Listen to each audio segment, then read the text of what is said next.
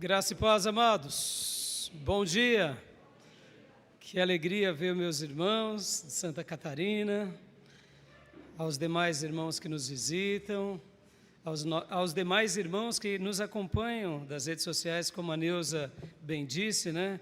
Temos aqui pessoas do litoral paulista, lá da Bahia, nossa irmã Daniela e a Vitória. E se você está assistindo a gente de algum outro lugar, ou agora ou mesmo depois, diga de onde é. A gente fica muito feliz de poder saber que estamos chegando aí em outras cidades, em outros estados. E deixa eu fazer um convite aqui para você. Todas as sextas, das 18 às 19, eu me reúno com alguns irmãos, num discipulado com eles. E agora, inclusive, na próxima sexta, estaremos terminando parte das doutrinas bíblicas. Então, se os irmãos quiserem participar, entre em contato conosco. Talvez você tenha dificuldade por causa do horário. Alguns estão no trânsito, alguns estão trabalhando ou indo à escola. Mas entre em contato conosco, porque, graças a Deus, o Senhor tem levantado irmãos, obreiros, líderes virtuosos, e aí a gente vai estar criando classes para poder assistir cada necessidade. A gente tem que explorar esse momento tão importante que é poder chegar em muitos lugares. Amém, meus irmãos? Como a nossa irmã Neuza disse, Igreja Batista missionária, seja um missionário, seja uma missionária. Vamos fazer a obra. Com muita alegria aqui, inclusive, as nossas aulas do seminário, eu já tenho um ano e pouco, nós começamos a publicar as aulas do seminário no Spotify. E, para nossa alegria, está chegando em muitos lugares, está tendo muito acesso. E o Brasil é o maior lugar, depois do Brasil vem os Estados Unidos, e o terceiro país, para nossa surpresa, é no Japão, meus irmãos, no Japão. As aulas do nosso seminário estão chegando lá no Japão, mas eu não falo em japonês, ainda não, né? E possivelmente irmãos brasileiros que estão lá no Japão e que estão participando. Então, quando vemos as estatísticas, tem o terceiro maior país, né? Lá do outro lado do planeta, para a glória do Senhor. Amém, meus irmãos? Então, sejam muito bem-vindos. Vamos estar buscando ao Senhor, vamos estar aprendendo e vamos estar nos edificando, porque o Senhor merece o nosso melhor. Amém? E que momento de louvor foi esse, não? Deus seja louvado. Obrigado, viu? Felipe, André, ministros de música. Obrigado, Neuza, por essas orações. E agora, vamos mergulhar na palavra de Deus. Amém? Você crê que Deus vai falar com você? Então vamos orar pedindo que Deus fale conosco. Senhor, nos colocamos diante de Ti, Papai, com o nosso coração aberto, escancarado, e te pedimos agora, Senhor, fale aos nossos corações. Espírito Santo de Deus, o autor dessa palavra, o nosso Consolador bendito, fale ao nosso coração por meio da comunhão da Tua igreja. Usa a minha vida, usa a Tua igreja, usa-nos como instrumento do Teu amor, para a glória do Teu nome. Porque sem Ti, Espírito Santo de Deus, não entenderíamos absolutamente nada. Sem o Teu auxílio, nós não compreenderíamos sequer uma vírgula ou um tio da Tua palavra. Mas sendo despertados por Ti, sendo tocados por Ti, sendo ministrado, iluminado por Ti, ó Espírito Santo de Deus, compreenderemos a Tua palavra e viveremos a Tua palavra. Ajuda-nos a entender a Tua palavra, a amar a Tua palavra, porque dessa forma amaremos o Pai, o Filho e a Ti próprio, e amaremos tudo aquilo que o Senhor reservou para nós. Por isso eu Te peço agora, fale conosco e abençoe-nos mais uma vez com a Tua graça, com o Teu entendimento, e usa a minha vida como instrumento Teu, para a honra, glória e louvor do Teu nome. Fala por meio intermédio e fala à tua igreja, e que tenhamos uma interação maravilhosa, libertadora, uma interação muito significativa, porque, ó Deus bendito, como é doce poder te sentir, como é maravilhoso crer em ti e como é espetacular poder caminhar nas tuas promessas. Abre o nosso coração, abre o nosso entendimento, repreende tudo o que queira atrapalhar a nossa compreensão e ministra mais uma vez a tua palavra ao profundo do coração de cada um que aqui está, para a honra, glória e louvor do teu nome. É assim que eu te agradeço, é assim que eu te peço, é assim que eu te bendigo, ó Deus, em nome de Jesus. Amém.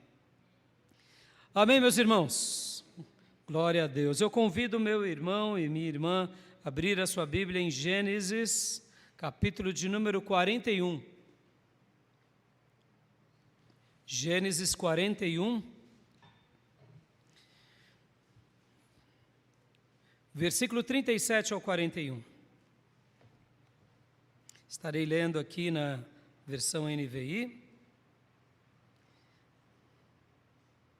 Gênesis 41, 37 em diante.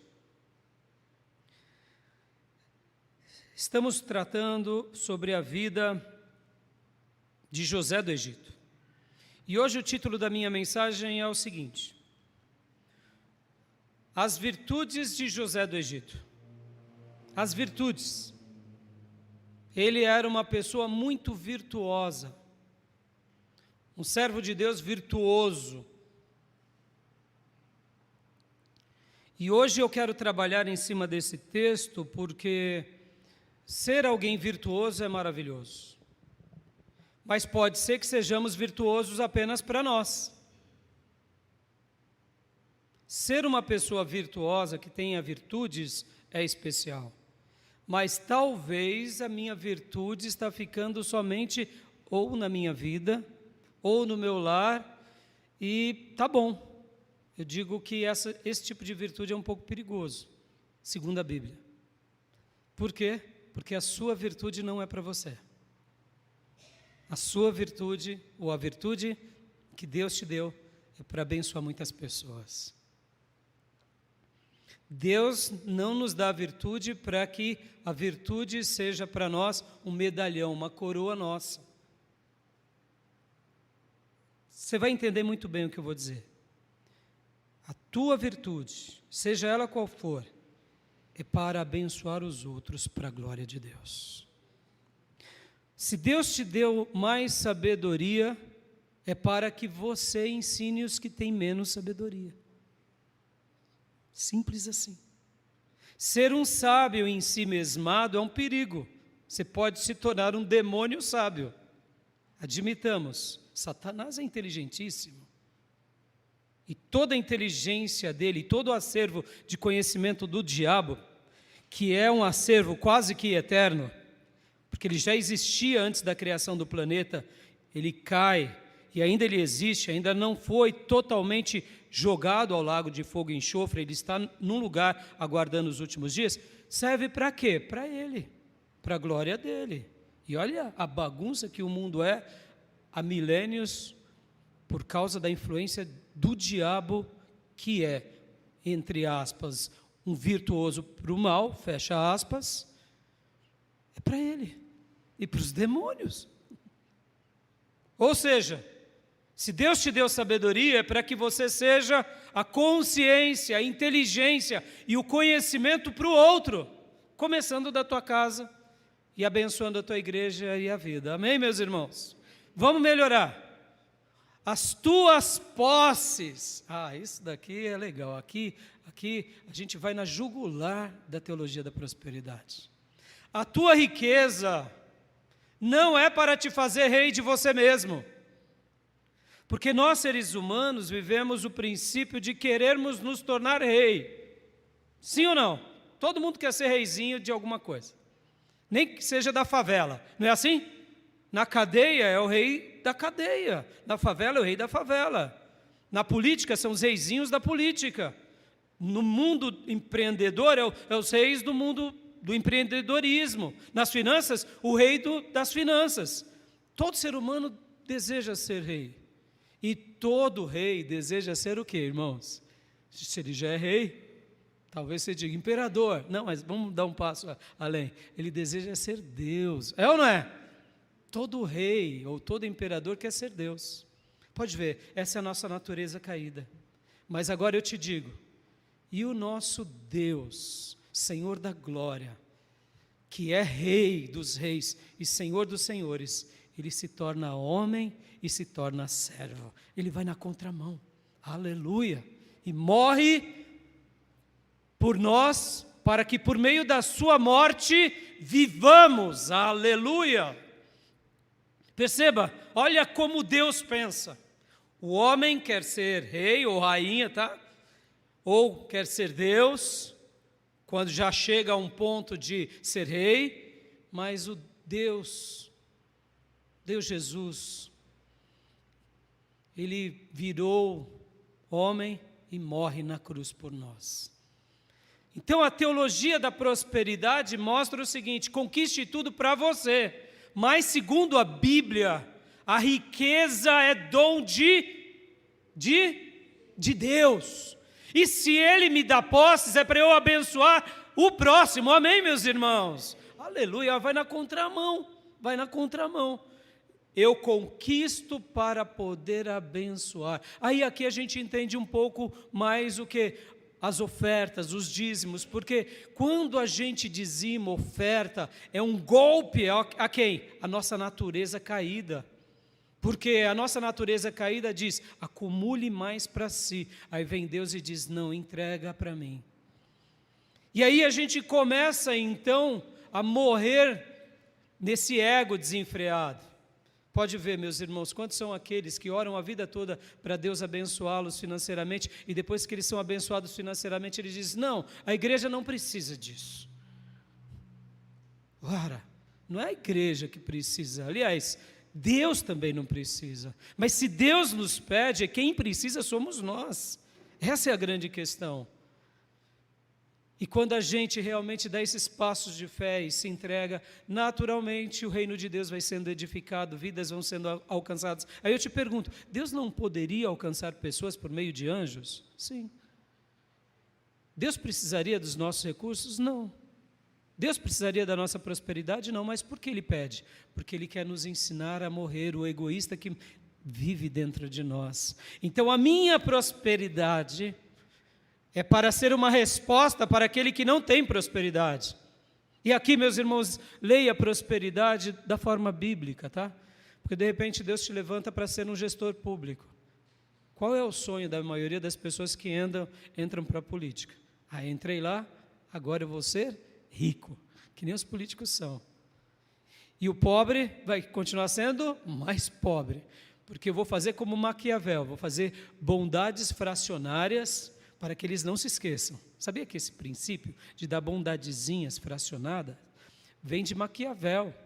Ele dizia, você como rei, como governante, faça coisas aos poucos, porque se você fizer de uma vez, como a memória das pessoas é curta, elas vão esquecer de você. Mas quando você dá um pratinho aqui, dá um pratinho acolá, dá um manjazinho ali, dá um socorrinho, uma cestinha acolá, as pessoas ficam lembrando, como aquele líder político é generoso. E é assim que países exploradores fazem as suas gestões públicas, não é assim?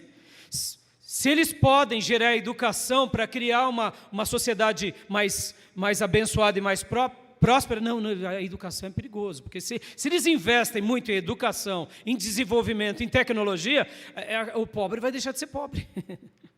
E aí vai começar a ter um monte de rico, e tendo um monte de rico, os políticos agora têm um opositor, porque se é um rico, se é uma pessoa que tem dinheiro, e entendemos que é uma pessoa que tem mais capacidade intelectual, vai questionar esses governos. E questionando esses governos, eu não domino sobre eles. Percebam, meus irmãos, a minha e a sua prosperidade, leia, prosperidade bíblica, é para abençoar aquele que foi desfavorecido. Amém, meus irmãos? Hoje a gente vai falar sobre esse homem que foi é maravilhoso. Ele tinha muitas virtudes. José tinha muitas virtudes. E eu vou pegar emprestado um texto de Pedro, porque aí Pedro vai dar algumas respostas. Talvez você diga assim, já vou antecipar um fato. Pastor, eu não sou que nem José. José foi para o Egito aos 17 anos, aprendeu egípcio, aprendeu administração, fez gol de trivela, ele cobrava o pênalti, cabeceava e fazia gol. Eu não sou assim, pastor. Eu quero te dizer, não fique tranquilo. Fique tranquilo. Pedro também era possivelmente que nem eu e você. Pedro era um pescador.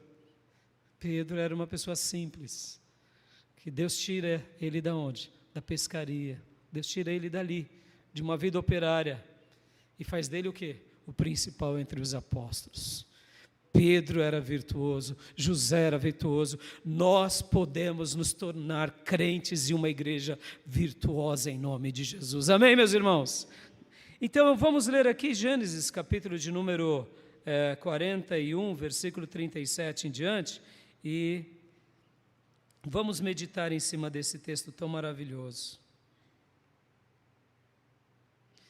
Porque Gênesis 41, 37 vai falar agora aquele episódio, logo na sequência em que Faraó tem um sonho, e depois outro sonho, e ele fica angustiado e perturbado. Porque ele primeiro sonha com algo que leva à prosperidade e depois um sonho que leva à ruína. E pense você, como um governante de uma nação, dois sonhos, um na sequência de outro, diferentes, um com espigas e um com gado, ou seja, um na agricultura e outro dentro, do pasto, dentro dos bovinos. Ele, como um líder, ele ficou se questionando, será que é algo sobrenatural? E de fato era algo sobrenatural. E aqui ele então sonha e fica angustiado. E lembram-se do copeiro que volta a entregar o cálice na mão deles, que tinha sido ajudado por José? Pois 2 anos depois que esse copeiro já estava lá no palácio, ao ver Faraó angustiado, chamando seus magos, chamando seus intérpretes, e ninguém conseguindo decifrar o sonho, ele lembra-se, Faraó, eu estava na prisão, e tive um sonho, juntamente com o padeiro, e como sonhamos aconteceu. Então Faraó, sabendo disso, fala, chame esse homem. A Bíblia diz que ele se barbeia, ele se arruma, possivelmente, irmão, estava barbudão, sabe, homem das cavernas. Vocês lembram dos egípcios? Eles, geralmente, a maioria das pinturas, quando retratam, até nos filmes dos egípcios, eles estão como? Com cabelos compridos e barbas? Os homens e as mulheres eram carecas, eles rapavam todo o pelo do corpo, porque para o egípcio, pelo era sinônimo de sujeira, de pulga, e eles, como uma cultura muito higiênica, eles faziam isso, era uma maneira de se preservar, de se cuidar. Então José estava que nem um bicho do mato, Bob Marley, né? Cheio de aqueles Rastafari, como que é o nome? Dread. Isso, cheio de dread, mas aquele jeito, meu irmão, não vem falar para mim que lá na cadeia eles tratavam bem dos prisioneiros, fica aí. E aí José se arruma, se adorna, se veste, a mando de Faraó, e é apresentado diante de Faraó. E aí interpreta os sonhos. Eu quero falar uma mensagem sobre os sonhos e visões, mas perceba, os sonhos e visões vêm de Deus. José era o intérprete daquilo que Deus dava. Cuidado, irmão e irmã, você que gosta de interpretar sonhos alheios, cuidado. O verdadeiro dom de Deus é diferente. José aqui tinha o dom, e o dom não era dele, o dom era de Deus. Lembra que eu falei há pouco que a sua sabedoria não é para você?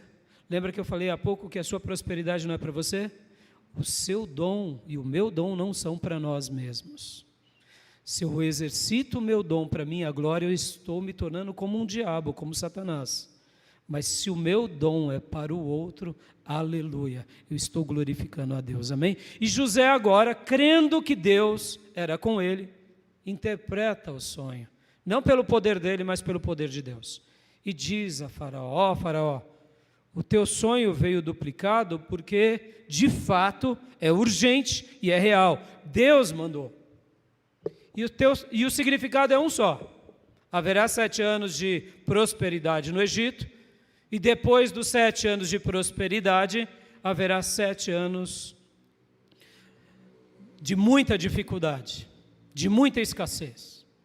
Essa era a interpretação que ele dá. No entanto, olha só como ele era célebre, como ele cresceu. Agora, percebam nas palavras de José.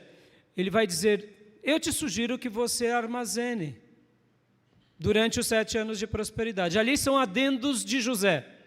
Por quê, meus irmãos? Lembra que eu falei que quando você sabe de algo, o que você sabe não é para você, é para o outro? Aqui ele poderia ficar assim: bom, eu vou decifrar o sonho e agora eu não vou dar o segredo de como se manter vivo. Concorda? Mas eu te pergunto, ele ia padecer lá na prisão? Sim, claro. Porque quando viesse a escassez, mesmo ele tendo interpretado o sonho de Faraó, ele ia morrer. Porque você acha que o Faraó ia cuidar bem dos presos? Ia sobrar só a corte de Faraó. O seu povo iria perecer, todos outros povos, muita gente ia perecer.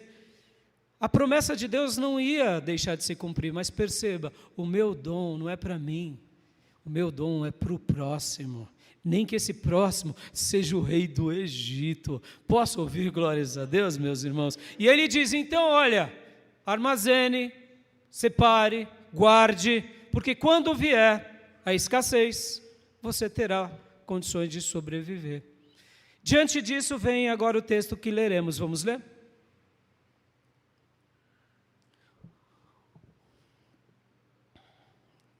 (41, 37). O plano pareceu bom ao faraó e a todos os seus oficiais. Por isso o faraó lhes perguntou: será que vamos achar alguém como este homem, em quem está o Espírito de Deus? Então o faraó disse a José: uma vez que Deus lhe revelou todas estas coisas, não há ninguém tão criterioso e sábio como você. Você será encarregado da minha casa e de todo o meu povo, e todo o meu povo acatará suas ordens. Somente em relação ao trono serei maior que você. Aleluia. Presta bastante atenção. O faraó, vendo a atitude de José, o dom de José, a ousadia de José, a sabedoria de José, entre outras palavras, a virtude de José, o que Faraó fez, irmão? Faraó não perdeu tempo. Faraó, como um grande líder, grandes líderes, irmãos, presta bastante atenção no que eu vou dizer, grandes líderes têm um olhar diferente de pessoas comuns. Grandes líderes, eles descobrem grandes talentos e eles trazem para fazer parte do seu time. Por quê? Porque grandes líderes sabem que eles não constroem as coisas sozinhos, eles constroem com outros. E só recapitulando, o faraó quem era aqui? Era o líder e o imperador da maior nação daqueles dias. Nesses dias, o Egito já era o império. Pode ver que Abraão vai lá buscar auxílio nos seus dias de fome, Isaac também vai lá buscar, e agora, a gente sabe da história, Jacó, Abraão foi e Isaac foi, e agora Jacó vai ir buscar amparo, e não só Jacó, e não só os hebreus, mas muitos outros povos. O Egito já era um grande império naqueles dias. Faraó, vendo que a pessoa era especial, ele não ficou assim: quem é esse hebreu que pode interpretar o que eu não interpreto? Quem é esse besta? Mata esse besta. Vai que ele ganha espaço aqui na minha corte. Não, grandes líderes, eles olham e eles falam: eu preciso dessa pessoa do meu lado. Ela é diferente, ela é especial, ela é virtuosa. Hoje em dia existe em RH os headhunters. Quem são os headhunters? São aqueles que, como dizem, caçador de cabeça. é um termo em inglês. O que é um headhunter? Geralmente, um grande gestor de RH, ele fica procurando talentos para ocupar times de empresas muito importantes. Por exemplo, vocês estão vendo o momento econômico que a gente está passando. Algumas empresas, por estarem muito endividadas atualmente, por causa dessa taxa de juros imensa, o que está fazendo? Estão sofrendo demais, estão tendo que vender parte das suas empresas, estão tendo que liquidar grandes posições de investimento. Por quê? Porque estão passando um momento difícil, porque há 1 ano e meio atrás, a perspectiva que se tinha econômica do Brasil é que a taxa de juros ia baixar. E as empresas foram, então, aumentando seus portfólios, seus investimentos, e fizeram grandes aportes e grandes dívidas, e de repente a taxa de juros foi lá para a casa do chapéu. E essas empresas agora estão sofrendo, algumas podem até falir. Percebam, o que se faz uma empresa num momento como esse? Ela contrata um headhunter e fala, eu preciso do melhor gestor financeiro, da pessoa que enxerga e que saiba brincar com os números, para ver aqui aonde eu vou resolver esse problema. E aí contratam a dedo essas pessoas. O Faraó, ele tinha essa perspectiva, ele olhava e dizia, esse rapaz é especial, ele não é qualquer um. Em primeiro lugar, ele interpreta o meu sonho, ele tem o Espírito Santo de Deus, ele é ousado, mas ao mesmo tempo ele é sábio, ele dá uma recomendação. Será que haverá alguém em todo o império que tenha o Espírito de Deus, ou que chegue a algumas conclusões como ele? Faraó já traz do lado dele, mas perceba, Faraó também não era bobo. Faraó poderia dizer, você está acima de mim, cuide de mim. Não, Faraó diz, fique debaixo de mim, porque eu sou o rei. Você vai mandar sobre todos, mas ninguém mais vai ser maior do que você. Perceba, irmãos, José era virtuoso. E para a gente aprender sobre as virtudes, eu quero acabar de ler esse texto, e a gente vai lá para Pedro. Porque quando falamos sobre virtude, fica muito genérico. O que é ser virtuoso? O que é ser virtuoso? Vamos aprender hoje o que é ser virtuoso segundo a Bíblia, não segundo o mundo. Porque as virtudes segundo o mundo podem até ser boas para nós, em algumas coisas podem ser úteis a nós, mas outras não. Quer ver um exemplo? Só um exemplo, só para te fazer enxergar que o mundo não tem nada a ver com o reino. O reino se aplica a tudo, mas nem sempre as coisas do mundo se aplicam na igreja. O que está acontecendo, por exemplo, lá no Oriente Médio, principalmente contra Israel, o Irã, os grupos terroristas que atacam Israel. Para nós, brasileiros, é muito difícil de compreender aquilo, não é?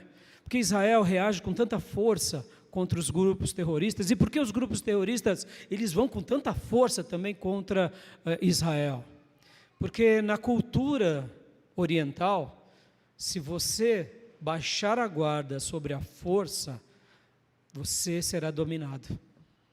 E lá, assim como na Rússia, na Ucrânia, porque para nós é tudo muito estranho, né? Porque uma atitude se trata só com a força, só com a guerra, com vencer o outro, porque na lei dos homens é assim que funciona.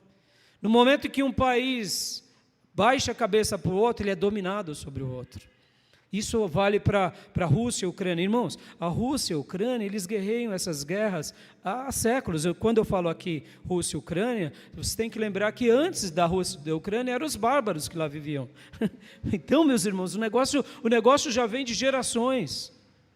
Por isso que quando a gente vê árabes, povos como os persas, o Irã contra Israel, são gerações. E está no DNA deles isso. Eu só venço do meu oponente matando, aniquilando e prendendo, escravizando. Aí eu te pergunto, no reino de Deus isso serve? Para nós cristãos isso serve? Não. Para o mundo isso é útil, para nós não. As armas das nossas milícias não são carnais, são espirituais. Amém, meus irmãos? Como igreja, para nós, a arte bélica, ela é uma coisa que nós compreendemos em parte quando estamos sob ataque. Ou seja, ver o nosso país guerrear é quando fomos atacados. Aí a gente começa a dialogar sobre isso. Mas, enquanto isso, qual é a nossa maior guerra, meus irmãos? Ela é espiritual, é proclamando o Evangelho, é conquistando o oponente pela palavra, é fazendo do inimigo se tornar o nosso amigo por meio do Evangelho. Ou seja, nós não usamos da violência. A violência não é um meio para nós. Na nossa perspectiva, nós precisamos de policiais que protejam a cidade, mas jamais de violência. Amém, igreja? Percebam, valores do mundo que não se adequam à igreja, mas todos os valores da igreja ou do reino se adequam no mundo, porque é por meio disso que Deus é glorificado. Então a gente vai ver agora aqui, vamos continuar lendo esse versículo, do 41 em diante, e aí a gente vai lá para 2 Pedro. 2 Pedro, capítulo 1. Versículo 41 ainda do capítulo 41 de Gênesis, por enquanto. O faraó prosseguiu: entrego a você agora o comando de toda a terra do Egito. Em seguida, o faraó tirou do dedo o seu anelo oficial e o colocou no dedo de José. Ele o vestiu com roupas de linho fino e lhe colocou no pescoço uma corrente de ouro. Também o fez subir na carruagem do vice-regente que lhe pertencia. À frente iam gritando: ajoelhe-se! Assim José foi posto no comando de toda a terra do Egito. O faraó disse ainda a José: eu sou o faraó, mas sem a sua palavra ninguém poderá levantar a mão nem o pé em todo o Egito. O faraó deu a José o nome de Zafenate-Paneia e lhe deu por mulher Asenate, filha de Potífera, sacerdote de On. Depois José viajou por toda a terra do Egito. José tinha 30 anos de idade quando se apresentou diante do faraó, rei do Egito. Ele se ausentou da presença de faraó e foi percorrer todo o Egito. Durante os 7 anos de fartura, a terra produziu em abundância. José recolheu todo o mantimento, 7 anos de fartura no Egito, e o armazenou nas cidades. Em cada cidade ele armazenava o mantimento produzido nos campos das redondezas. Assim José estocou grãos como a areia do mar. Tal era a quantidade que ele parou de contabilizar, porque ia além de toda medida.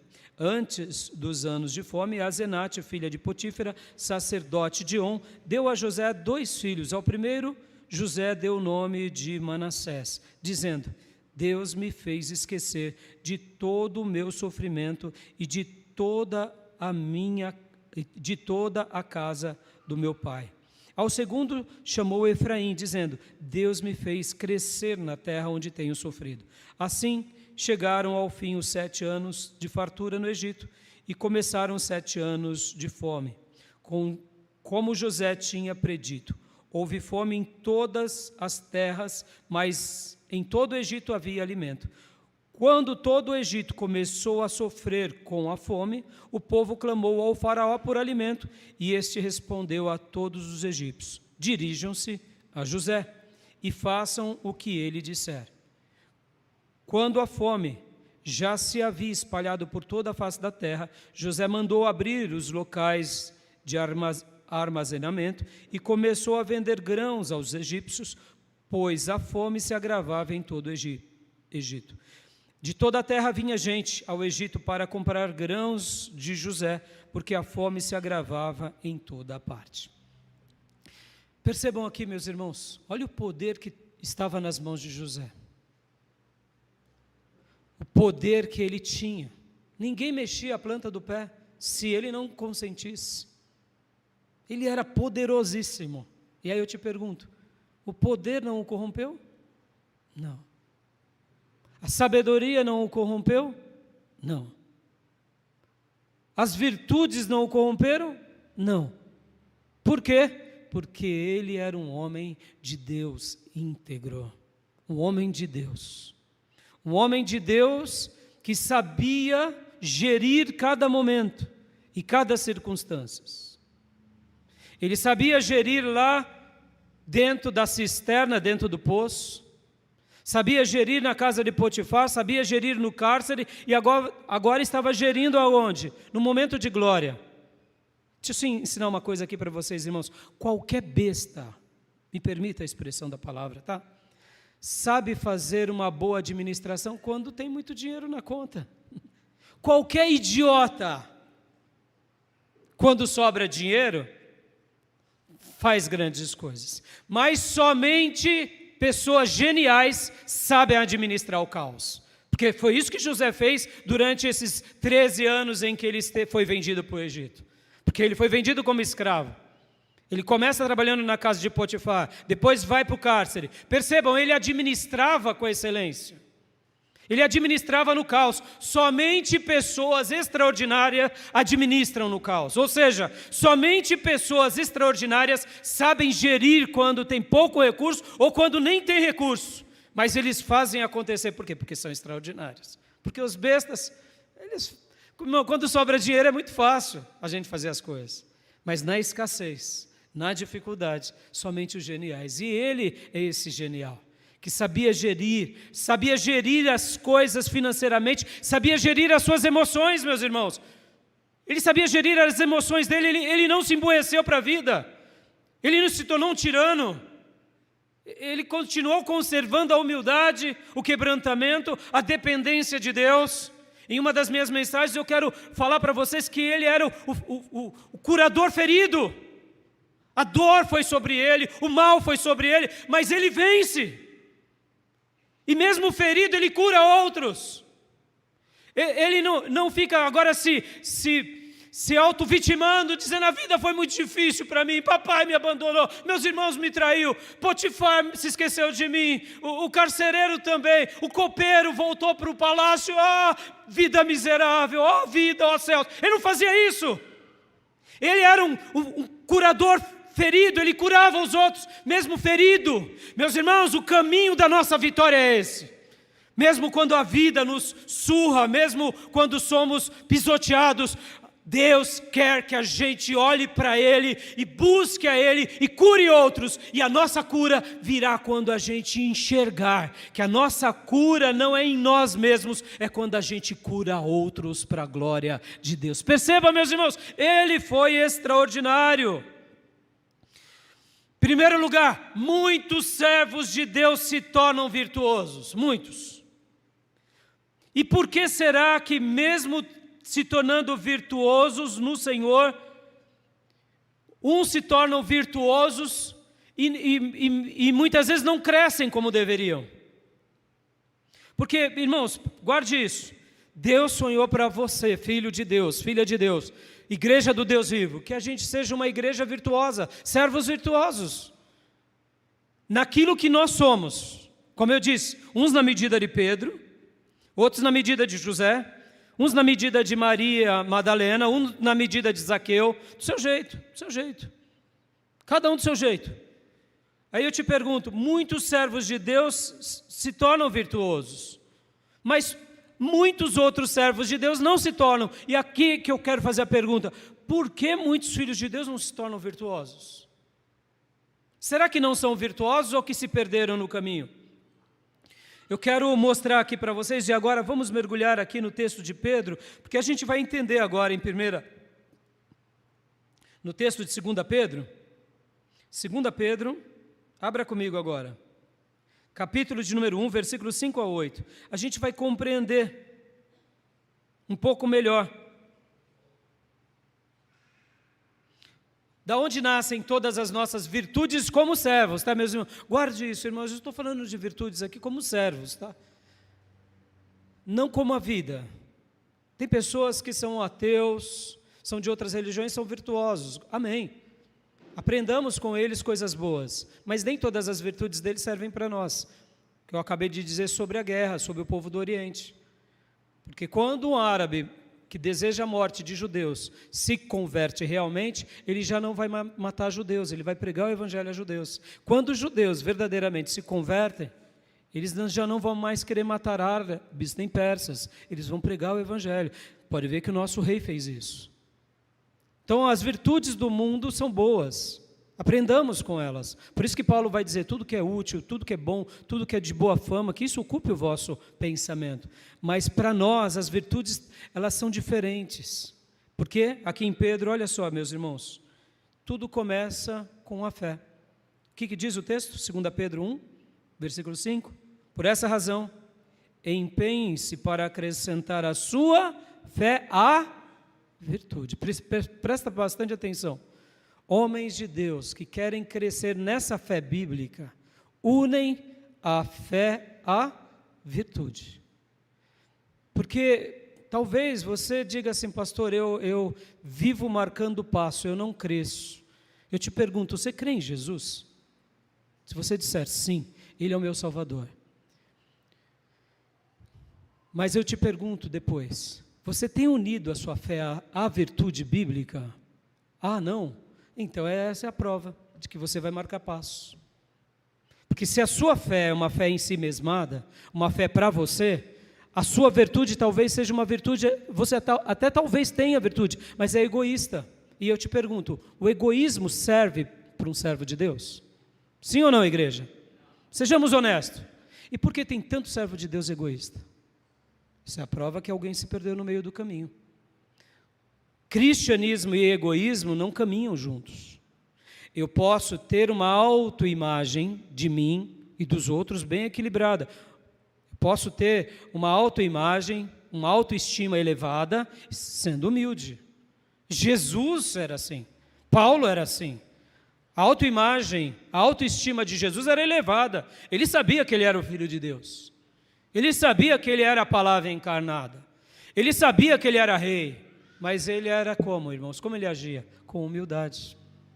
Paulo sabia que ele era fariseu dos fariseus, nascido da tribo de Benjamim, treinado aos pés de Gamaliel, fez universidade lá em Tarso, um judeu brilhante dos seus dias, filósofo, um cientista dos seus dias, um fariseu, um doutor dos seus dias, um reconhecido entre o Sinédrio como uma das maiores autoridades. Ele sabia disso, ele não falava assim, não, eu não sou isso, não. Ele não praticava falsa modéstia. Mas Paulo, no momento em que ele tinha toda essa fé, mas era uma fé egoísta, ele era um assassino. Ele mandava matar crentes. Por quê? Porque os crentes eram inimigos de Jesus. Mas no momento em que ele se converte, o egoísmo é destruído na vida de Paulo. Então, por que muitas pessoas têm fé e morrem na praia? Porque ou não uniram a sua fé à virtude, ou uniram a sua fé à virtude, mas a virtude agora só serve para ele ou para ela. E vai morrer do mesmo jeito, porque esse é um engodo do diabo. É assim como Deus te dá sabedoria para você ser bênção, e a sua sabedoria, se você não for bênção para o outro, você vai morrer com ela, no sentido de não desenvolver o seu dom. Assim como Deus te deu muitas vezes prosperidade, Deus te deu influência, ou quem sabe poder. Meus irmãos, aqui, falando abertamente, todo pastor recebe uma influência muito grande. Meus irmãos, nós falamos ao coração de vocês todo domingo, pelo menos uma vez. Os políticos ficam morrendo de dor de cotovelo disso. E alguns pastores usam disso para tomar proveito para si, para ir para a política, para construir os seus impérios religiosos.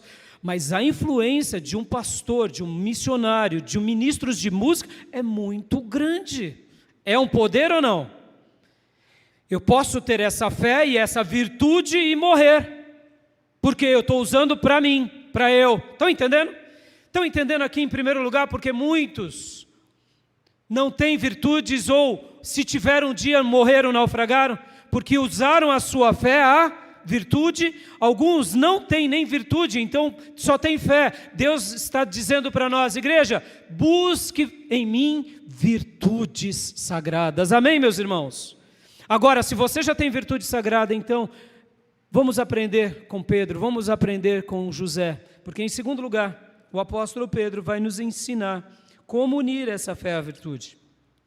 Aqui Pedro vai tirar um raio-x, irmãos. Ele vai tirar um raio-x de José e vai tirar um raio-x de todos nós, Por quê? Porque agora aqui ele vai dizer, vamos voltar ali para o versículo 5, vamos ler do 5 em diante, os 5 até o 8. Por esta razão, empenhe-se para acrescentar à sua fé a virtude. E aí ele Ao raio-x. A virtude, o conhecimento. Ao conhecimento, o domínio próprio. Ao domínio próprio, a perseverança. A perseverança, a piedade. A piedade, a fraternidade.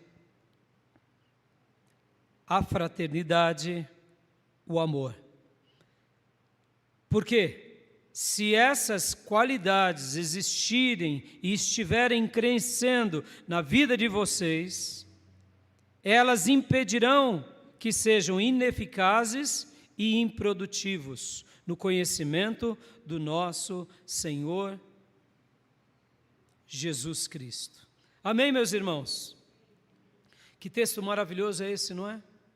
Percebam aqui no versículo de número 8 novamente, leiamos o 8 novamente. Olha só como o 8 faz um destaque especial. Porque se essas qualidades existirem e estiverem crescendo na vida de vocês, dá uma pausa aqui. Perceba que a fé é o primeiro passo para todos nós. Mas nós não podemos ficar só na fé. É uma fé unida à virtude. E essa virtude, Pedro vai começar a nos dar uma condução. Virtude, conhecimento, conhecimento, domínio próprio, perseverança, perseverança, piedade, piedade, fraternidade, fraternidade, o amor. Tudo resume-se no amor. Mas se eu tenho essas qualidades, e por acaso eu paro de crescer neles, eu deixo de viver como José vivia. Logo, eu preciso começar a viver uma vida de fé e de virtudes hoje, e até quando, pastor? Até o nosso último dia. Meus irmãos, a nossa capacidade de aprender é até a gente ficar velhinho. Se nós exercitarmos o nosso cérebro, se nós exercitarmos o nosso aprendizado, você se tornará um velho produtivo até na terceira ou quem sabe na quarta idade. Porque você treinará os seus neurônios, assim como nós precisamos mexer o corpo, para o corpo não atrofiar, é a mente. E quando nós colocamos essa fé em prática, ela é um misto de teoria e prática, percebam aqui. O que são a fé e a virtude, irmãos? É a vida cristã, na sua essência. Por isso que eu fiz a pergunta no meu primeiro ponto, por que muitos não têm virtude, ou se têm, se perderam com elas? Porque perderam a prática, pararam de exercitar essa prática. E aqui, somente dando uma síntese, né, do que Pedro disse, porque percebam, irmãos, no momento em que eu deixo de praticar, no momento em que eu deixo de exercitar, algo acontece conosco. O finalzinho do versículo 8 vai dizer: elas impedirão que sejam ineficazes e improdutivos. Ou seja, no momento que eu tenho essa fé, mas eu não paro na fé, eu uno a virtude, com todos esses critérios que acabamos de ver aqui, eu não me torno nem ineficaz nem improdutivo. Algumas outras versões vão falar inoperantes. Sabe, irmãos, um crente que não tem sabor? Por que muitos crentes perdem o seu sabor? É porque deixaram, só se mantêm na fé, esquecem a virtude. E essa virtude não é só cognitiva, irmãos, não é só aprender algo, é viver. Vamos ver detalhadamente aqui mais um pouquinho desses detalhes. Olha só o que o Pedro está dizendo. Versículo 5 novamente. Fé é a virtude, vírgula, o conhecimento. Deixa eu te perguntar, você é uma pessoa que ama aprender ou você acha que já sabe de tudo? Ou você já aprendeu algo e você já domina essa matéria?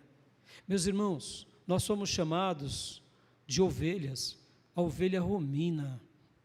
Volte ao que você já aprendeu um dia.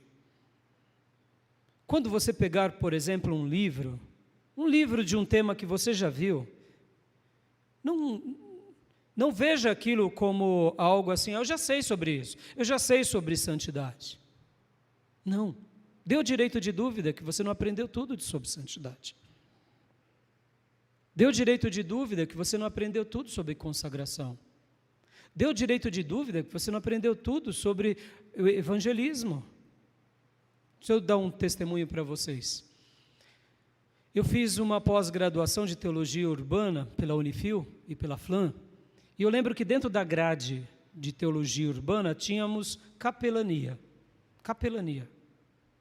Eu falei, capelania? Teologia urbana? Eu sei que é importante, mas esse módulo não vai ser tão relevante. Tudo bem, né? Vou ter que assistir. Confesso, esse foi o meu pensamento. Quando fomos às aulas, meus irmãos, veio uma das capelãs mais estimadas aqui do nosso país. O nome dela é Eleni Vassão. Pesquise depois. Meus irmãos, foi uma das aulas mais maravilhosas que eu já tive na minha vida. Enquanto ela falava, enquanto Deus me desossava, pensa num pastorzinho metido, né? Porque eu fui preconceituoso. Eu sempre amei ir nos hospitais, orar pelas pessoas, ir em leprosários, ir aonde está o necessitado. Sempre gostei disso, irmão, sempre amei. Então eu falei, eu já sei sobre tudo isso. Já estudei, já li bastante. Meus irmãos, Deus me desossou naquele modo. Eu chorei do primeiro encontro até o último. E quando eu chorava, eu dizia, me perdoa, Senhor, porque eu não sei de nada. Sei de nada. Sei de nada. Sei de nada. Senhor, me perdoa, Pai. Foi essa a minha atitude. Meus irmãos, perceba aqui que o apóstolo Pedro, ele era um pescador. Se torna um apóstolo. O principal de todos, aquele que tem autoridade na igreja inaugurada. E ele estava dizendo, olha, eu cresço no conhecimento. Eu não parei no tempo. Eu dou espaço para isso. E podem ver que lá no livro de Gálatas, quando ele faz algo de errado, se associando com os judeus, praticando acepção de pessoas com os gentios, Paulo vai na jugular de Pedro dizendo, não, Pedro, você está fazendo algo errado, Pedro. E Pedro chegou agora e fez o quê? Deu uma carteirada em Paulo, falando, cala a boca, Paulo. Fica quieto, ô 13º apóstolo. O que está falando de mim? Eu que sou chefe, chefinho. Foi isso que ele fez? Pedro se cala e Pedro apoia Paulo, porque nós não sabemos de tudo, amados. Una a sua fé, a virtude, aqui ele está dizendo, essa virtude se dá com conhecimento, amém, irmãos? Somos chamados de uma igreja de estudo, e eu te pergunto, você tem estudado a Bíblia? Ou você já aprendeu tudo sobre a Bíblia?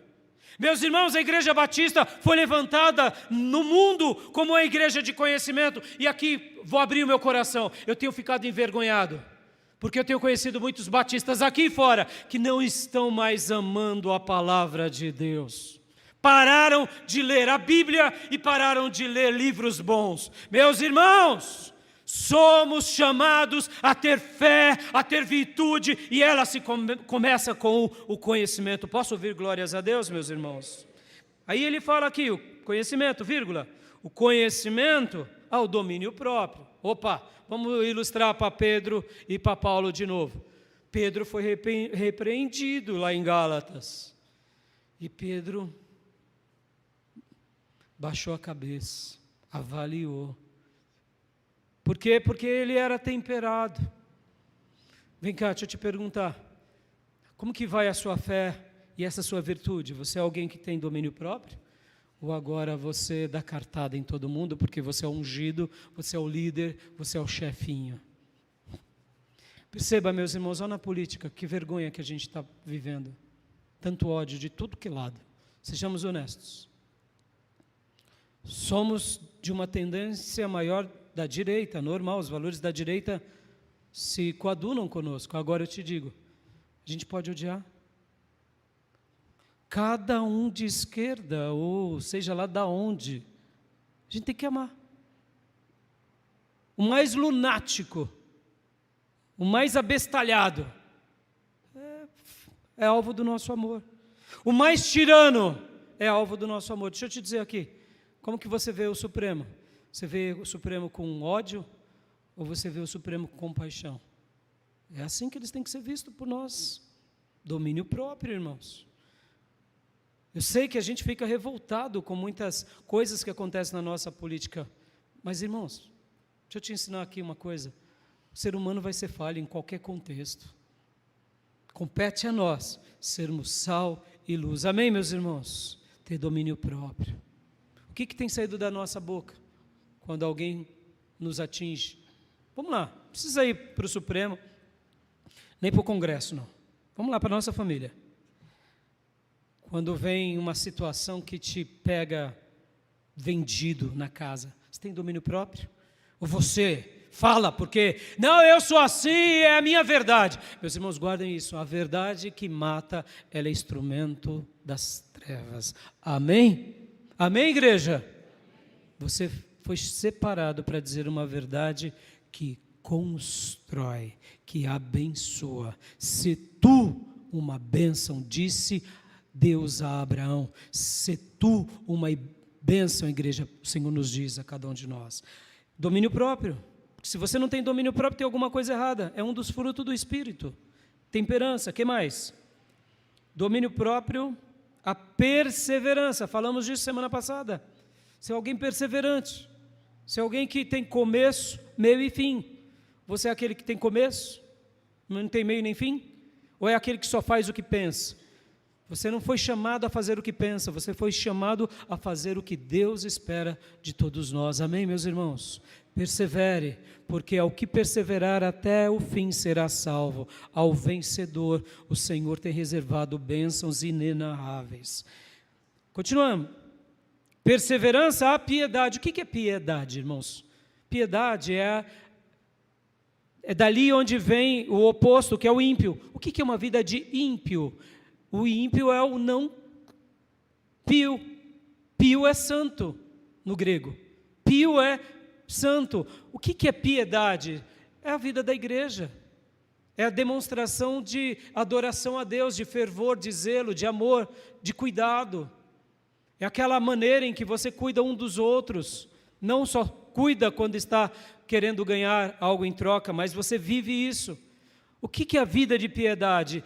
O que é ser um piedoso? É alguém que vive igreja intensamente, que aprende e que pratica, que adora a Deus, que busca a Deus. A piedade tem a ver com isso. Então, o que o apóstolo Pedro está dizendo aqui, percebam, irmãos, vamos lá. José tinha fé? Tinha. Tinha virtude? Tinha. Ele era uma pessoa que crescia no conhecimento? Pelo amor de Deus. Ele era uma pessoa de domínio próprio? Claro que de domínio próprio. Senão ele poderia ter feito horrores. E agora, ele era uma pessoa de piedade? Meu pai. Claro. Deus era o grande tema da vida dele. Aonde? Lá no Egito. Ele vence no Egito. Está sozinho. Mas não está sozinho. Está sozinho porque ele não pode. Ele era um missionário no Egito. Mas o reino de Deus era expandido por meio dele. Percebam, meus irmãos, a piedade em José é abundante. Olha os filhos que lhe nascem, Manassés e Efraim. Deus me fez prosperar na terra que eu tenho sofrido. Deus me fez esquecer do sofrimento do passado. Deus me reescreve uma história. Ou seja, Deus estava em primeiro lugar na vida dele. Ele era piedoso. E eu te pergunto, temos sido piedosos de todo o coração? Ou a gente vive fazendo como muitos que só fazem barganha com Deus? Eu vou dizimar, porque agora eu vou prosperar 100 vezes. Tolos. Vem cá, a gente não dizima para prosperar, nem oferta para prosperar. A gente dizima e oferta porque já prosperamos. Amém, meus irmãos? A motivação é outra. É outra. Deus cuidou de mim. Como deixaria eu de ser alguém que abençoa o Senhor, ou melhor, o reino do Senhor, cumpre os mandamentos do Senhor? Deixe dessa besteirada, esse egoísmo materialista, eu vou fazer porque eu vou receber. Não, meus irmãos, você já recebeu, você já recebeu. Vem cá, está com a barriga aí com fome agora? Está doendo ou você já veio para cá, ou se veio talvez correndo sem tomar um café da manhã, já tem algo te aguardando lá na tua casa? Tem ou não tem? Sejamos honestos, meus irmãos. Deus tem cuidado de nós. Paulo, ensinando a Timóteo, diz, tendo que comer, beber, Sejam felizes, porque Ele mesmo disse: eu nunca te deixarei, nem nunca te desampararei. O povo de Deus em cada geração é um povo próspero. José foi próspero na cisterna, na casa de Potifar, foi próspero no calabouço, porque agora não seria no império do Egito. Seja o que Deus sonhou para você, meus irmãos. Aqui ele dá uma demonstração de piedade. Piedade é isso, é pôr em prática tudo que Deus pede, é perdoar, é amar. Vírgula, piedade é a fraternidade. O que é fraternidade? É os relacionamentos fraternos.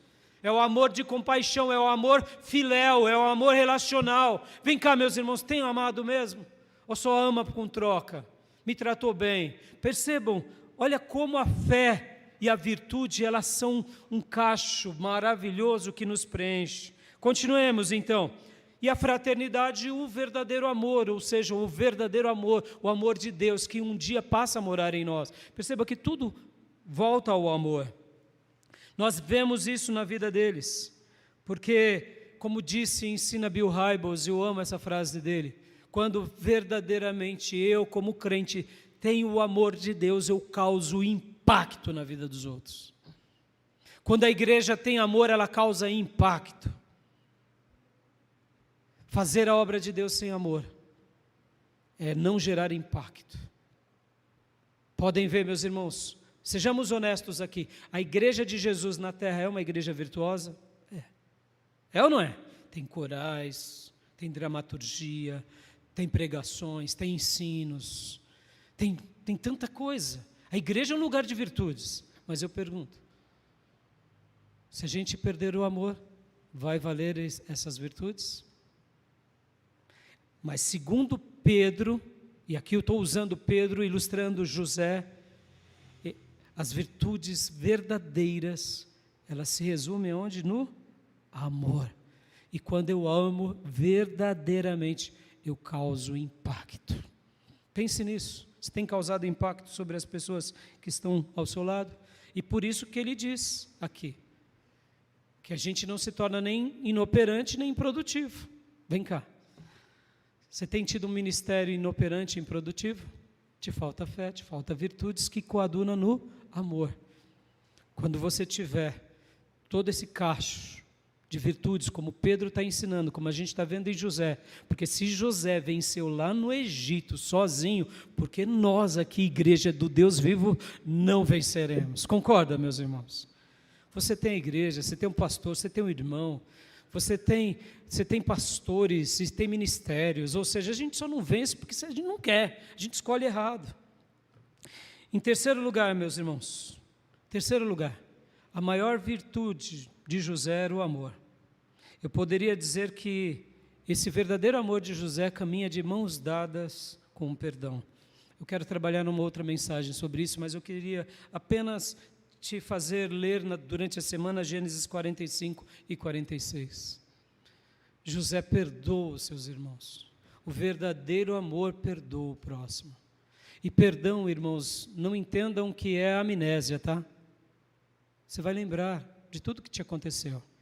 Só que agora você continua progredindo e você continua vencendo. E por mais que alguém ou alguma coisa te feriu, você não vai olhar para isso. Você vai olhar para Deus e você vai se tornar um curador ferido. Ou seja, alguém que cura para a glória de Deus. O verdadeiro amor, ele caminha de mãos dadas com perdão. E o verdadeiro perdão de Deus caminha de mãos dadas com amor. Quarto lugar, essa fé virtuosa nos fará colher várias promessas de Deus na nossa vida. E na vida de José, vamos voltar lá para Gênesis de novo. Vamos voltar lá para Gênesis. Ele colheu aqui 2 frutos maravilhosos, que é a síntese da nova vida dele no Egito até o seu último dia de vida. Por quê? Porque aqui nascem para ele Efraim e Manassés. Se você for um homem de Deus, uma mulher de Deus, de fé e virtudes, como Pedro ensina, mais cedo ou mais tarde, a promessa de Deus vai se cumprir na sua vida e as recompensas virão sempre sobre os aprovados. Posso ouvir glórias a Deus, meus irmãos? E aqui mais uma vez também, meus irmãos, mais uma vez também, deixe de besteira, tá? Achar que você vai ser aprovado sendo colocado como governador de Egito, tá? Porque de repente você vai ser aprovado na sua família, como representante de Deus entre os seus. Quer uma coisa mais linda do que essa? Ser uma mãe de Deus, um pai de Deus entre os seus? Quem não conhece a história de Wesley? Wesley vem de uma família com vários irmãos. John Wesley, o grande avivalista, o grande pastor do movimento metodista. Mas o coração que pulsava Cristo naquela família não era o pai dele que era um pastor, porque ele era um pastor meio mediano, o pai de Wesley. Mas o coração de Deus naquele lar era a mãe de Wesley, Susana Wesley. Wesley tinha muitos irmãos, não me recordo agora o número, se não me falha a memória, eram 12, 13, uma coisa assim.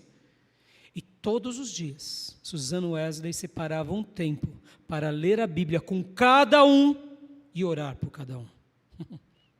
Ah, pastor, meu irmão, não tinha máquina de lavar, não tinha micro-ondas, tá bom? Não tinha lava-louça, não tinha tanquinho, tá bom? Não tinha carro, era uma vida campesina nos dias de Wesley. Mas ela amava a Deus e amava a palavra de Deus.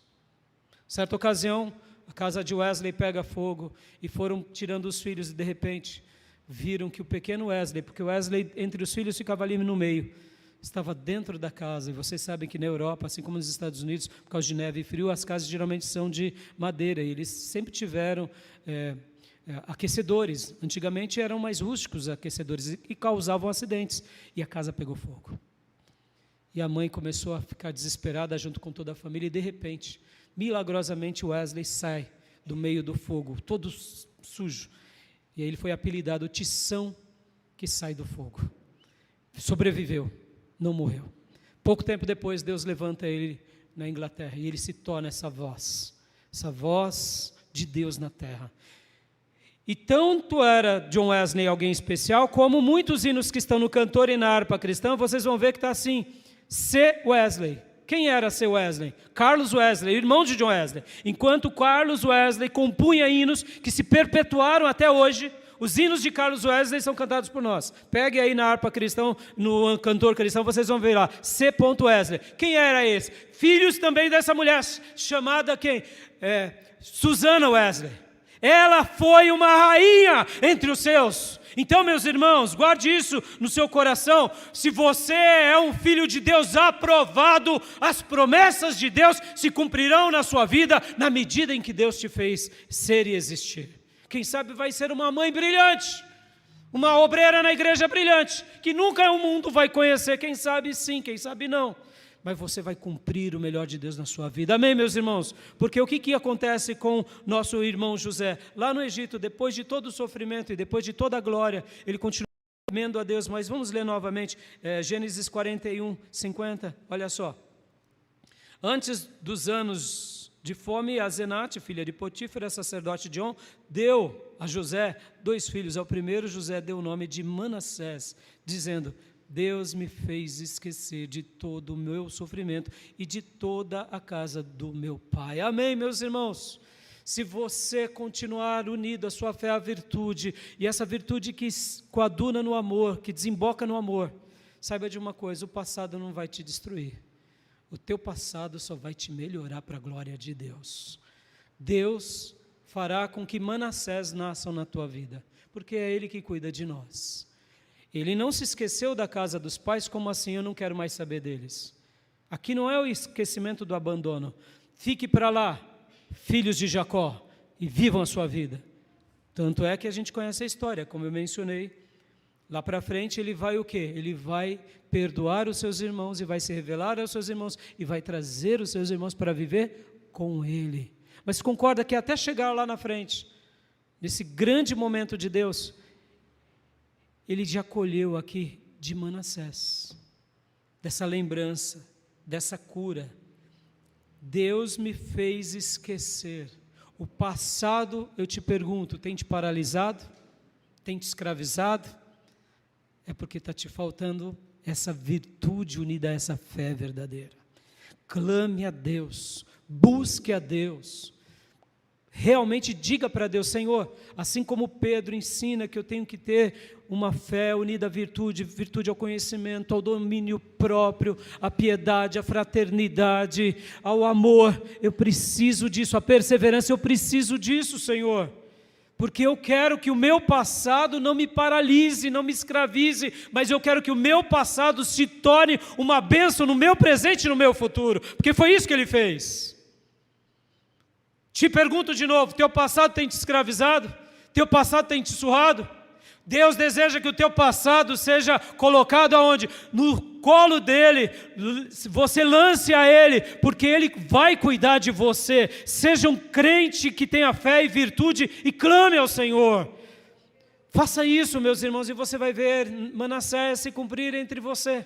Aqueles que outrora você não conseguia ajudar, você vai ajudar, porque vai ser Deus quem vai te ajudar a vencer esses obstáculos. Amém, meus irmãos? Sejamos honestos, meus irmãos, quantas pessoas vivem uma vida amargurada?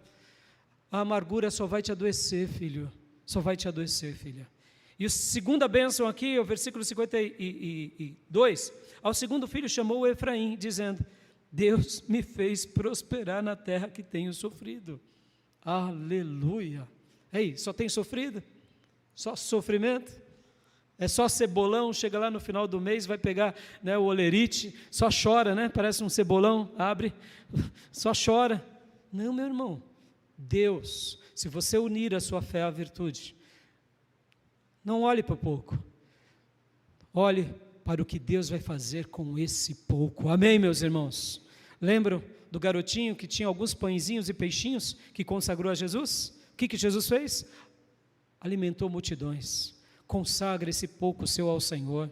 Quem sabe o seu pouco é o seu pouco conhecimento, é a sua pouca capacidade. Entrega a Deus, porque na hora certa, os aprovados de Deus, que têm fé e virtudes verdadeiras, viverão essas recompensas. E quinto e último lugar, meus irmãos, quinto e último lugar. Cuidado para não ser um virtuoso solitário. Cuidado. Quero deixar aqui um alerta. O reino de Deus é um reino coletivo e não é um reino pessoal. Não é o meu reino, é o vosso reino. Ele nos insere no reino dele, não é o nosso. Todo mundo que pegou o reino de Deus e fez um reino de si mesmo naufragou, como foi o próprio Satanás. José sabia disso. O nosso dom não é para servir a nós, mas é para servir o próximo e a todos aqueles que Deus nos deu.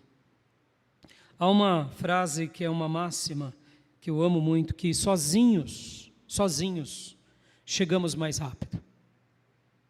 Sozinho, quem é muito competente, quem é muito dedicado, chega mais rápido. Mas juntos, vamos mais longe. Olha aqui, olhe para o seu lado, olhe para o irmão que está do teu lado agora. Os irmãos que nos acompanham nas redes sociais, se você tiver alguém perto de você, olhe para eles. Perceba, a igreja de Jesus já vive nesse planeta há 2000 anos. Não foi o projeto de Paulo, não foi o projeto de Pedro, é o projeto de Deus.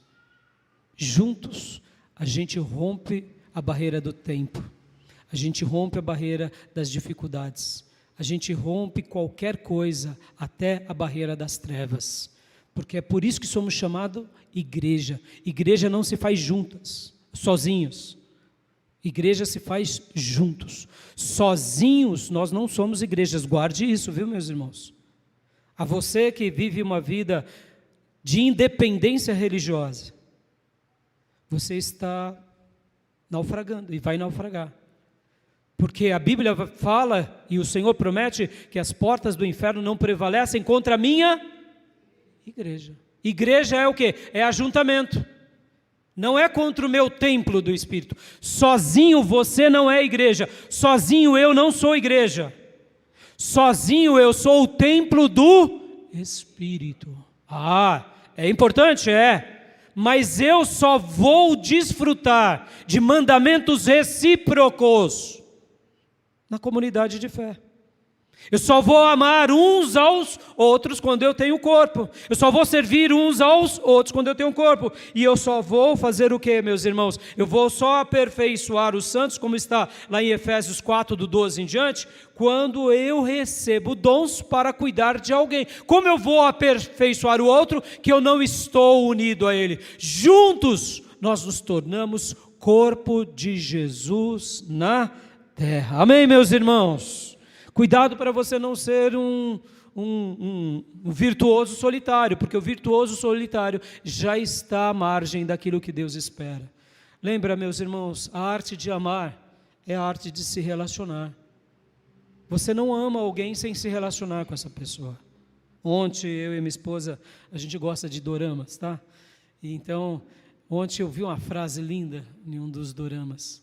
Uma moça que estava passando por um problema de perder a memória, e ela disse assim, momentos antes da cirurgia, ela escreveu, eu não quero me esquecer de quem amo, e não quero me esquecer daquele que me ama.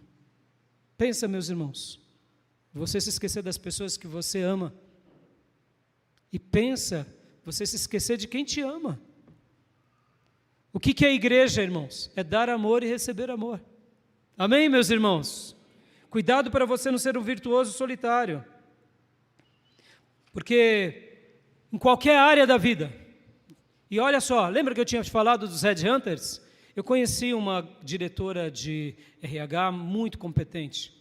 E eu me lembro que eu estava numa entrevista enquanto eu trabalhava no HSBC, e eu era gerente de um departamento do HSBC, então eu lembro que um dia eu estava falando com ela, e nós que crescemos muitas vezes no chão de fábrica, que fizemos uma faculdade que não é uma faculdade boa, a gente se sente muito inferior de quem fez uma federal, quem teve o privilégio de fazer um ITA, um IME, ou mesmo uma USP, ou tantas outras faculdades de ponta. Enquanto eu falava com ela, Carla Rogério é o nome dela, ela falava assim, Rai, mas há uma diferença muito grande entre pessoas assim como você e esses que a gente vê que são esses gênios. Porque essas pessoas que fazem federais, que se formam e são gênios assim no mundo acadêmico e até mesmo empresarial, geralmente eles são tão competentes, mas eles são lobos solitários. Por quê? Porque eles conseguem aprender sem ninguém. Pegam 10 livros, decoram os 10 livros, aprendem, viajam, ou seja, eles rompem obstáculos. E qual é o grande problema até nas empresas, meus irmãos? Porque eles realmente arregaçam as mangas e eles constroem uma empresa. Agora eu digo, como que eles fazem isso? Sozinhos. E eu digo, uma empresa pode existir sozinha? Não, empresa é coletivo, política é coletivo, igreja é coletivo. Percebam, irmãos, se você é um desses, mas é um lobo, você é uma pessoa que tem virtudes, mas é uma pessoa que está vivendo esse momento de ser um virtuoso solitário, isso é um perigo. Porque até mesmo no seu lar você vai fazer tudo sozinho. E ninguém vai ser tão bom quanto você. Então, aprenda com isso. Saiba que o seu dom, ele é para que você aperfeiçoe alguém. A minha fé, a minha virtude, a minha espiritualidade era para abençoar muitos. Foi isso que fez o maior virtuoso do mundo, Jesus. Jesus poderia não ter compartilhado nada com nenhum de nós, mas Ele compartilhou o amor dEle, compartilhou a graça, o perdão, compartilhou a misericórdia, compartilhou o conhecimento, e sobre nós, Jesus derramou, inclusive, aquilo que Ele mais possuía, que era o Espírito Santo. Sabia que quem te batiza no Espírito Santo é Jesus? Jesus Cristo, Jesus o Messias. Isaías 11, Isaías 61, fala que o Espírito do Senhor está sobre Ele. Quando Jesus veio aqui, para a terra, ele recebeu o Espírito Santo sem medida. Ele morre na cruz, ressuscita, e no dia de Pentecostes ele derrama o Espírito sobre nós. Quem derrama o Espírito Santo sobre você é o Cristo. E ele continua fazendo até hoje isso sobre nós. Basta fazermos o que? Irmos a Ele de todo o coração. Perceba, Jesus ainda continua sendo virtuoso e continua compartilhando as suas virtudes de geração a geração. Para quê? Para nos abençoar. Para quê? Para que a gente também tenha uma fé aliada à virtude. Amém, meus irmãos? E que a gente assim se torne completo. Porque José foi essa pessoa. E agora eu queria orar com você. Eu queria orar com você, porque, mais uma vez, Você tem sido um crente virtuoso? Ou virtuoso só para você mesmo? Ou virtuoso solitário? Ou uma virtuosa sem igreja? Deus deseja que tenhamos fé, sim, mas tenhamos as virtudes, aliado ao conhecimento, ao domínio próprio, a perseverança, a fraternidade, a bondade, a perseverança, e principalmente ao amor. José foi isso, e por isso que ele venceu. Ele venceu em qualquer momento.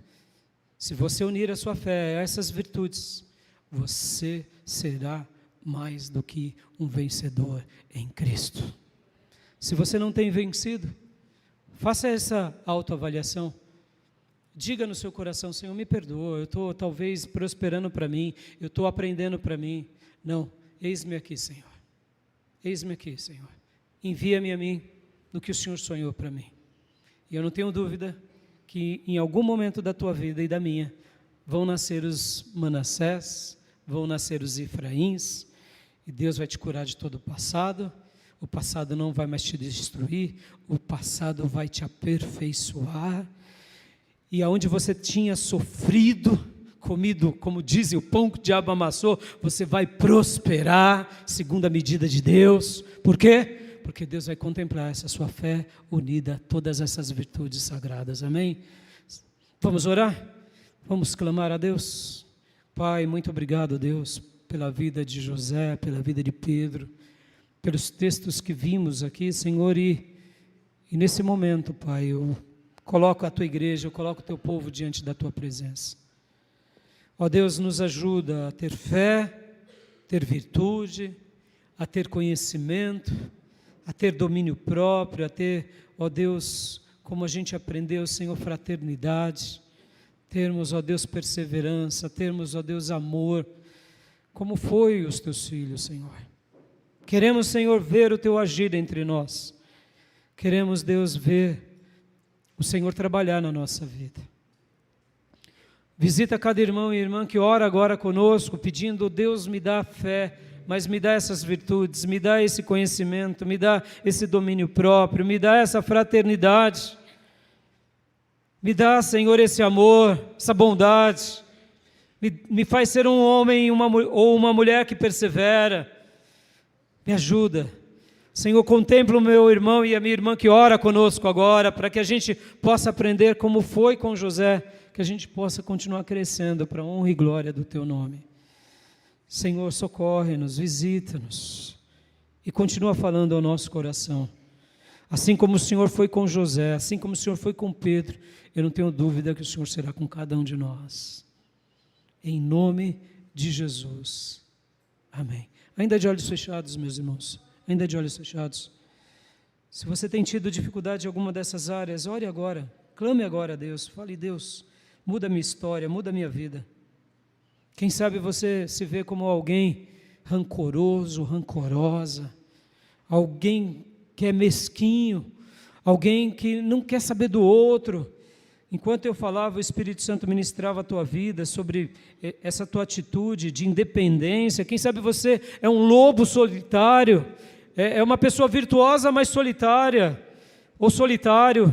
Clama a Deus agora, clame a Deus, vai orando enquanto falo, vai clamando ao Senhor, porque se a sua fé não for unida à virtude, essa virtude ao verdadeiro conhecimento de Deus, a perseverança do Senhor, que tem piedade, que tem fraternidade, que tem amor, você está marcando passos, quem sabe dentro da igreja, e não é isso que Deus deseja para você. José venceu no Egito sozinho. Você tem uma igreja, a igreja do Deus vivo, você tem a palavra de Deus, você tem o Espírito Santo de Deus, Deus vai te ajudar. Então clame a Ele de todo o seu coração, e eu não tenho dúvida que Deus vai te libertar agora.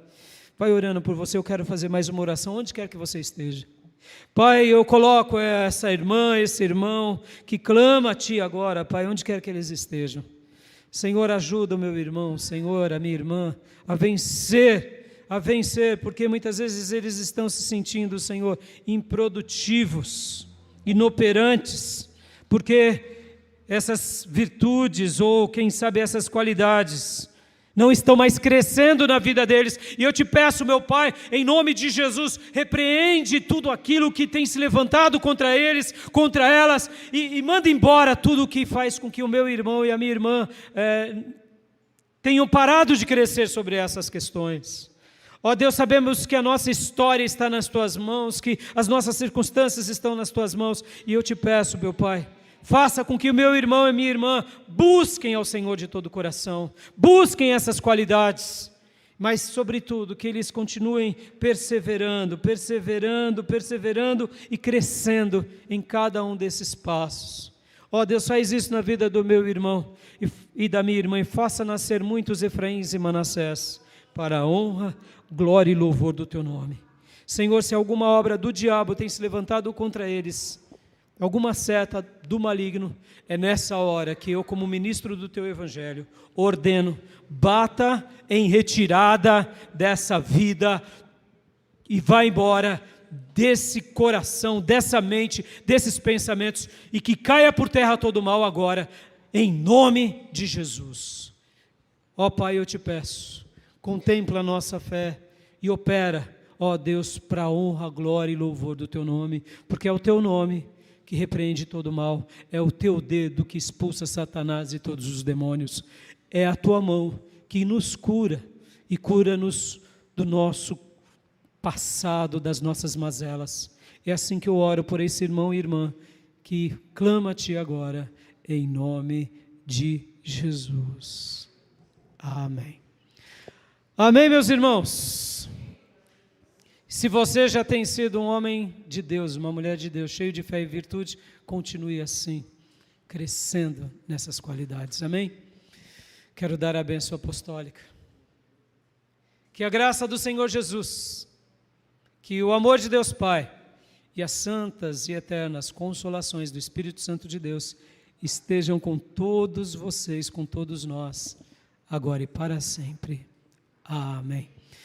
Se houver alguém que quer se entregar a Jesus ou se reconciliar com Deus aqui ou nas redes sociais, nos procure. Terei um imenso prazer de te encomendar a Deus, de orar com você a Deus. Amém? Está encerrado o nosso culto, podem se abraçar, um domingo abençoado a todos, pode aplaudir, é para o Senhor. Deus abençoe, meus irmãos.